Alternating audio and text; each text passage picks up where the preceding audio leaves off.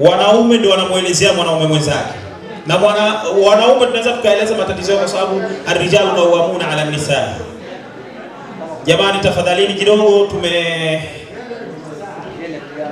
tu, neno dogo sana, walau dogo tu, kwa sababu hili ni tukio lipo live kwanza, pili rekodi zinaendelea.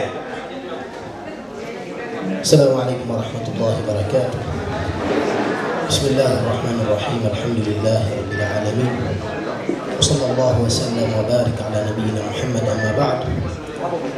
Kama alivyotangulia wenzangu wengi katika jukwaa hili katika kukadimisha nasaha na maelekezo kwa wenzetu tuliokuwepo katika nchi hii na nchi zingine za kigeni, tukiwa tunatafuta kuhakikisha malengo yetu.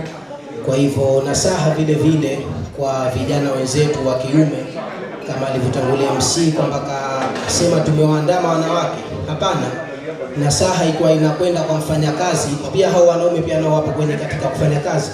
Kwa hivyo zile zinageuka kwenda upande wao wanaume.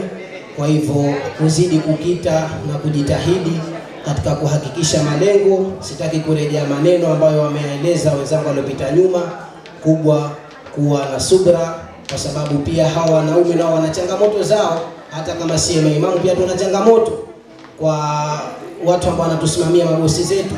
Kwa hivyo sio kama maimamu wanastarehe tu, wanakula soda kwa mrija au kuku kwa mrija, hapana.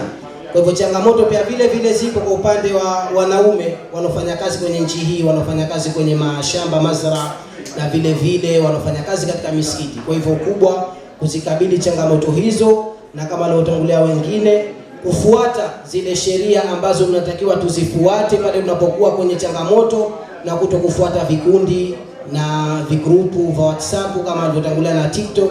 Kwa hivyo nadhani tukifuata hayo na tukajipamba na subra na tukashikamana na ile subra na tukaifunga subra katika nyoyo zetu, basi nadhani tutafanikiwa sote, wanaume na wanawake. Assalamu alaykum.